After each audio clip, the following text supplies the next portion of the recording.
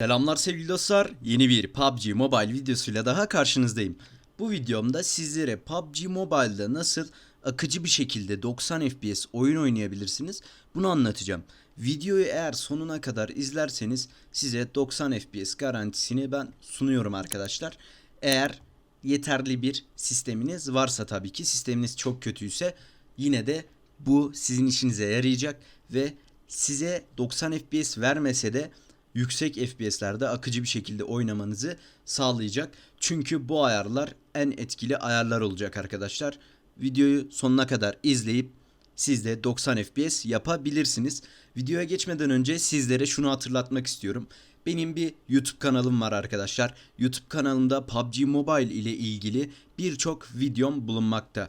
Bu videoların hepsi yardım videosu, tuş atamaları ile ilgili, koşamama sorunuyla ilgili, loot toplayamama sorunuyla ilgili birçok videom var. Bunları izleyerek arkadaşlar siz de herhangi ne sorununuz varsa bunu halledebilirsiniz. Öncelikle size söylemek istediğim bir şey var. Eğer BlueStacks emülatör oynuyorsanız BlueStacks emülatörü silip GameLoop emülatör yüklemenizi tavsiye ederim. Çünkü BlueStacks emülatör 90 FPS değil 60 FPS sunuyor bize. Evet, bilgisayarınız ne kadar iyi olursa olsun RTX 3090 bile kullansanız 90 FPS'in üstüne PUBG Mobile'da çıkamazsınız. Çünkü günümüz emülatörü, yani şu anda en iyi emülatör olan GameLoop emülatör bize 90 FPS sunabiliyor. GameLoop emülatörün indirme linkini de açıklamalar kısmında bulabilirsiniz arkadaşlar. 90 FPS'e şimdi geçelim. Öncelikle arkadaşlar yapmamız gereken GameLoop emülatörün kendi ayarlarıdır. F11 ile küçültüyorum. Sağ üstte 3 çizgi olarak menü görüyorum. Bu menüye tıklıyorum arkadaşlar ve ayarlar kısmına geliyorum. Hemen ayarlar kısmımız açıldıktan sonra şöyle bekliyorum. Buradan temel ayarlarda bir işimiz yok arkadaşlar. Oyun ayarlarına geliyorum. Bakın, PUBG Mobile'i ilk indirdiğinizde bunu size soracak ve seçeceksiniz. Eğer indirdikten sonra bunlardan birini seçtiyseniz siz ekran kartınıza ve sisteminize göre bunları seçebilirsiniz. Bunlardan birini seçtiyseniz tekrar buradan ayarlayabiliyorsunuz. SD 720p tabii ki bu varsayılandır arkadaşlar. Bu en iyi ayardır. Hani FPS'inizin daha yüksek ve oyununuzun daha akıcı olmasını sağlayan ayardır. HD 1080p ise GTX 660 ve üzeri grafik karta sahip ve yüksek işlemcili, güzel orta seviye diyelim donanımlı bir bilgisayara uygun şekilde tasarlanan HD 1080'i seçebilirsiniz. Ultra HD 2K ise burada yazdığı gibi GTX 1060 ve üzeri RTX serisi ve GTX 1060'ın üstündeki ekran kartlarının kullanması tavsiye edilmiş. Bu günümüz standartlarında yüksek donanımlı PC'ler için olan bir HD sistem arkadaşlar. Siz buradan kendi sisteminize göre olanı seçeceksiniz. Ben 1080p seçtim. Çünkü GTX 660 üzeri grafik kartım ve bana yetebilecek bir işlemcim var. Güzel bir şekilde de oyunumu oynayabiliyorum. Siz buradan SD 720p yapabilirsiniz. Daha düşük bir donanımınız varsa hiç sıkıntı yok. Size 90 FPS'i aldıracağım. Oyun kalitesini akıcı yapıyoruz buradan. Bakın, otomatik denge HD de yapabilirsiniz. HD dediğim gibi daha iyi bilgisayarlar için. Biz buradan akıcı bir şekilde oynamak istediğimiz için akıcı yapıyoruz arkadaşlar. FPS diyor, oyuna ikinci kez girildiğinde geçerli olur.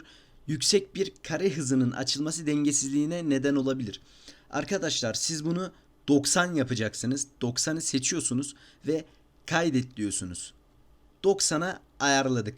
Şimdi nasıl 90 FPS oyun içerisinde alacağız? Bizim en iyi ayarlarımız bunlardı. Tekrardan ben ayarlara girmek istiyorum GameLoop'un. Şöyle tekrar ayarlar kısmına gireyim. Bir de motor ayarlarda işimiz var. Motor ayarlarda arkadaşlar OpenGL, DirectX veya otomatik diyebilirsiniz. Ben otomatikte kullanıyorum arkadaşlar. Kenar yumuşatma ayarları kapalı olacak. Bellek ayarlarını, RAM'iniz, benim 8 GB RAM'im var gördüğünüz gibi. Fakat 4 GB'ını ben bu oyuna verdim. Çünkü arka plandaki işlemlere de ben RAM ayırmak istedim. Sakın bunu fulllemiyorsunuz. 16 varsa 16 vereyim. 8 varsa 8 vereyim. Bu daha hızlandırır. Değil. Tam tersine yavaşlatacaktır. İşlemcim 4 çekirdekli bir işlemci. Ben 2 çekirdek kullanmasına izin veriyorum. Bunun sebebi ise arkadaşlar, arka planda herhangi bir işlem olduğu zaman benim oyunumu donduracaktır eğer full çekirdekte kullanırsam. Çünkü ben diyorum ki işlemciye Dur kardeşim, sen 4 çekirdeğini de bu oyuna vereceksin. Bu oyun için tüm performansını harcayacaksın. Peki ne oluyor? Arka planda Discord'dur, OBS'tir. Ben mesela video çekiyorum şu an. Bu gibi ayarlar olunca işlemci güç yetiremiyor ve oyunumuz donmaya başlıyor. Bu yüzden işlemci ayarını 2'ye çektim arkadaşlar. Sizin 8 çekirdekse 4'e çekebilirsiniz. Tamamını kullanmanızı hiçbir zaman önermiyorum. Çözünürlük de FPS'te biliyorsunuz önemli yer kaplıyor.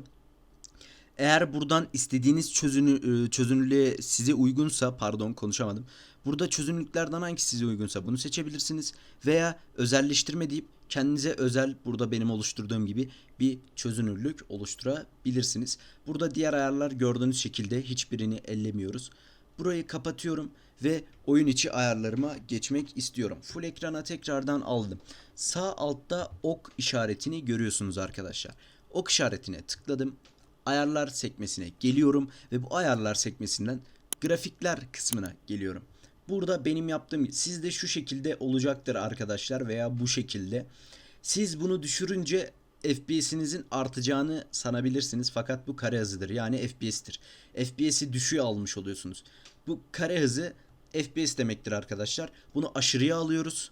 Bunu akıcıya alıyoruz. Tabii ki siz ne isterseniz, eğer yüksek bir sisteminiz varsa HD'de kullanabilirsiniz.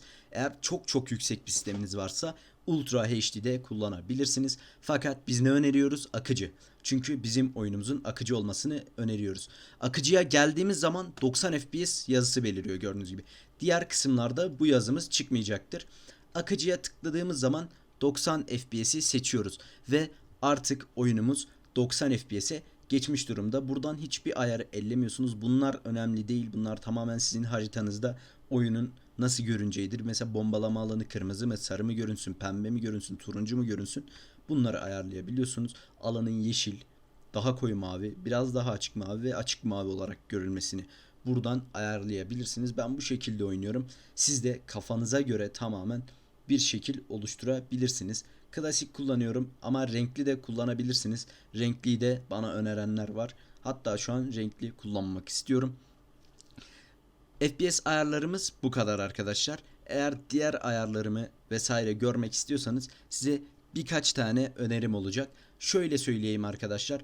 Kontroller kısmından özelleştire geldiğimiz zaman tuş atamaları hakkında sorunu olan arkadaşlar buradan tuş atamalarını halledecekler. Hatta tuş atama sekmesini de şuradan göstereyim.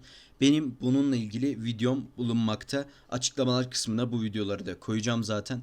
Tuş atamaları ile ilgili problemleriniz varsa o videoları da izleyerek bu şekilde halledebilirsiniz. Gördüğünüz gibi her şey gerekli kısmın üzerine gelecek şekilde ayarlanmış ve bu şekilde 1080p'de siz de halledebilirsiniz. F11 diyorum arkadaşlar.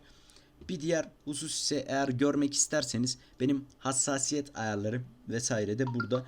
Ben bunların hepsini normalde düşürmüştüm arkadaşlar. Bazılarını yükseltmek zorunda kaldım. Hatta şöyle sıfırlayayım. Ya da sıfırlamaya hiç gerek yok arkadaşlar. Buradan hassasiyetinizi de kendi kafanıza göre istediğiniz bir şekilde ayarlayabiliyorsunuz arkadaşlar. Hatta F11 yapayım. Ayarlar kısmından göstermediğimiz hiçbir şey yok. Dediğim gibi tekrar bir özet geçiyorum. Model ayarlarında elleyeceğimiz bir şey yok. Temel ayarlarda elleyeceğimiz bir şey yok. Motor ve oyun ayarlarında. Arkadaşlar RAM'i fulllemiyoruz. İşlemciyi fulllemiyoruz ve çözünürlüğümüzü kendimize göre yaptıktan sonra oyun ayarlarından bunu kendimize göre ayarlıyoruz. Akıcı ve 90 FPS yapıp kaydediyoruz. Oyunumuza geldikten sonra arkadaşlar ben şuradan çıkmak istiyorum. Oyun ayarlarımızda grafikler kısmından yapıyoruz. Hemen şöyle grafiklere tekrar gireyim ve şöyle göstereyim. Akıcı 90 FPS'e aldım kardeşim, sen neden böyle yapıyorsun? Akıcı ve 90 FPS'e aldık. Buradan başka hiçbir şey ellemenize gerek yok. Tamam deyip arkadaşlar ayarlarınızı kaydedip Game Loop'tan çıkıp tekrar girdikten sonra çok güzel akıcı bir şekilde oynayabilirsiniz. Söylemek istediğim son bir şey daha var arkadaşlar. Eğer hala FPS'iniz 90 olmadıysa, ki bu zor bir durum. Görev yöneticisini açıyorsunuz. Görev yöneticisini açtıktan sonra eğer oyununuzda takılmalar oluyorsa takılmaları nasıl giderebilirsiniz? Bundan hemen bir bahsedeyim. Ayrıntılar kısmına geliyorum ve burada gördüğünüz gibi Android Emulator and Exe var. Bunu çalıştırıyorum. Hatta şu aşağı bakalım. Aynen öyle. Game Loop'un Android exe kısmına ne diyorum? Benzeşmeyi ayarla diyorum. Bakın burada Game Loop'un bütün işlemci çekirdeklerini kullandığını görüyorum. Eğer sizin oyununuzda donma, takılmalar oluyorsa bu işlemci çekirdeklerinden bir tanesini veya iki tanesini iptal edebilirsiniz.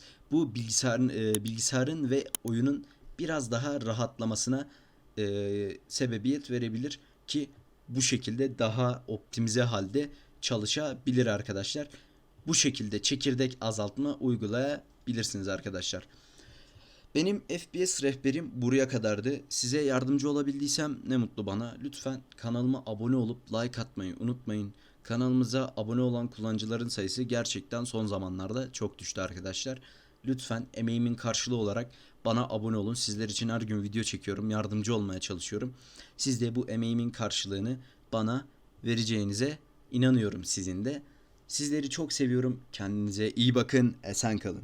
You're never gonna make it, you're not good enough. There's a million other people with the same stuff. You really think you're different? Man, you must be kidding. Think you're gonna hit it, but you just don't get it. It's impossible, it's not probable, you're irresponsible.